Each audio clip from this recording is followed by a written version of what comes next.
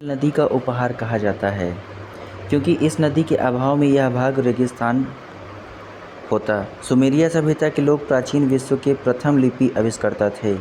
खुदाई से प्राप्त बहुसंख्यक नारी मूर्तियों से अनुमान लगाया जाता है कि सैंधव सभ्यता मात्र सत्तात्मक थी। सैंधव लोग शाकाहारी तथा मांसाहारी दोनों प्रकार के भोजन करते थे। उनके वस्त्र ऊनी और सूती दोनों प्रकार के होते थे। कंठहार, कर्णफूल, कड़ा, भुजबंद, अंगूठी, हंसली, करधनी आदि आभूषण पहने जाते थे। नौसारों से स्त्री के मांग में सिंदूर के प्रमाण मिले हैं, जो हिंदू धर्म में सुहाग का प्रतीक है। सैंधव काल में पासा प्रमुख खेल था। सिंधु घाटी सभ्यता के लोगों के मुख्य खाद्यान्न गेहूं और जौ थे। रंगपुर से धान की भूसी तथा लोथल से चावल के अवशेष मिले हैं। लोथल से वृत्ताकार चक्की के 2 पार्ट मिले हैं। सूती वस्त्रों के अवशेषों से यह निष्कर्ष निकाला जाता है कि यहाँ के निवासी कपास उगाना जानते थे। सर्वप्रथम सैंधव सभ्यता के निवासियों ने कपास की खेती प्रारंभ किया था। आरंभ से कपास यूनान गई। भारत से कपास यूनान गई, जिसे यूनानी हिंडन के नाम से पुकारते थे। भारत में कपास की खेती का प्रारंभ 3000 ईसा पूर्व में किया गया, जबकि मिस्र में इसकी खेती 2500 ईसा पूर्व के लगभग शुरू हुई।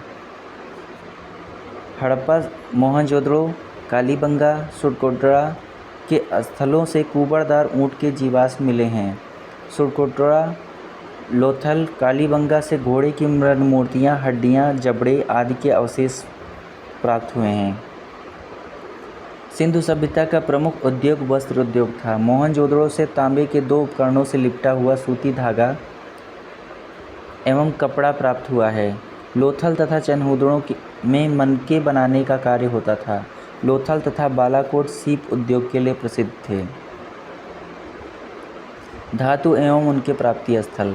कच्चा माल और कहाँ से प्राप्त होता है? तांबा खेतड़ी राजस्थान एवं बलूचिस्तान, लाजवर्द बदख्शां अफ़गानिस्तान से, फ़िरोज़ा टिन ईरान से, चांदी राजस्थान की जावर एवं अजमेर खानों से, अफ़गानिस्तान एवं ईरान से भी, सीसा अफ़गानिस्तान और अजमेर से, शिलाजीत हिमालय से, गोमेद गुजरात से।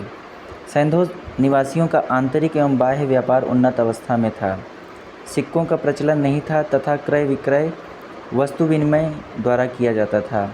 लोथल एवं मोहनजोदड़ो से हाथी दांत के बने तराजू के पल्ले मिले हैं। उनके बाँट मुख्यतः घनाकार होते थे। कुछ बाँट बेलनाकार, ढोलाकार, वर्तुलाकार प्रकार के भी मिले हैं।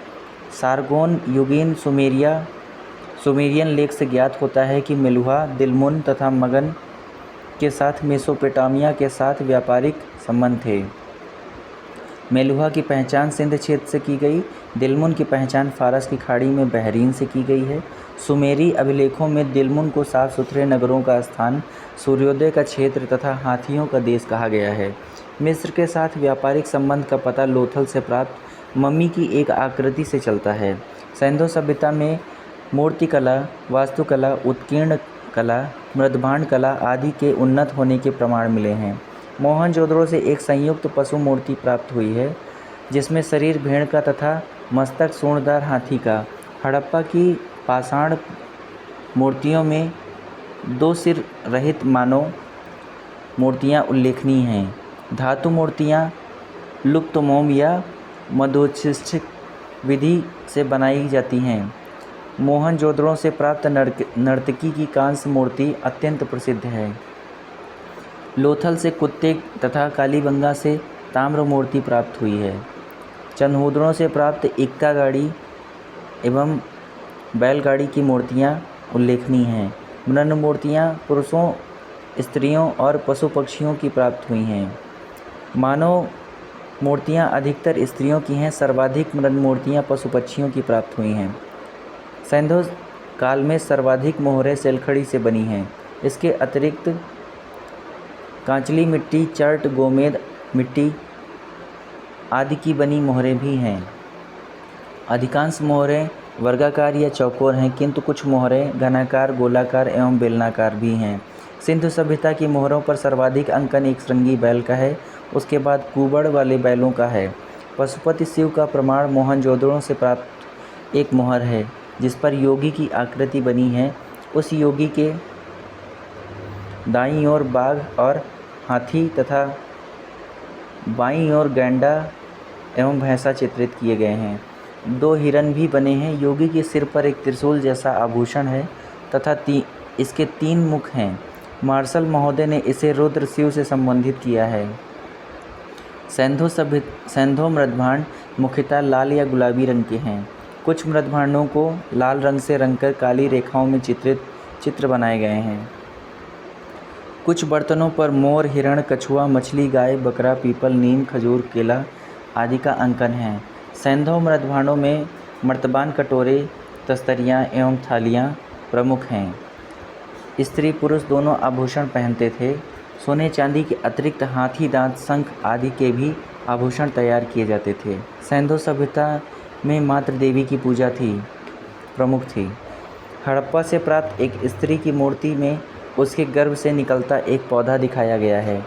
संभवतः यह देवी धरती की मूर्ति थी जिसे लोग उर्वरता की देवी समझते थे तथा इसकी पूजा उसी तरह करते थे जिस प्रकार मिस्र के लोग नील नदी की देवी आइसिस की करते हैं। मातृ देवी एवं शिव की पूजा के अतिरिक्त सैंधव निवासी पशुओं, पक्षियों, वृक्षों की उपासना करते थे। लोथल, कालीबंगा एवं बनावली के पुरास्थलों से अग्निकुंड अथवा यज्ञ वेदियों के साक्ष्य मिले हैं। उत्तर दक्षिण दिशा में शव दफनाने की प्रथा प्रचलित थी, किंतु इसके अपवाद भी मिलते हैं। कालीबंगा में शव दफन दक्षिण उत्तर, रोपण में पश्चिम पूर्व तथा लोथल में पश्चिम पूर्व दिशा से प्राप्त हुए हैं। आंशिक समाधिकरण के उदाहरण बहावलपुर से प्राप्त हुए हैं।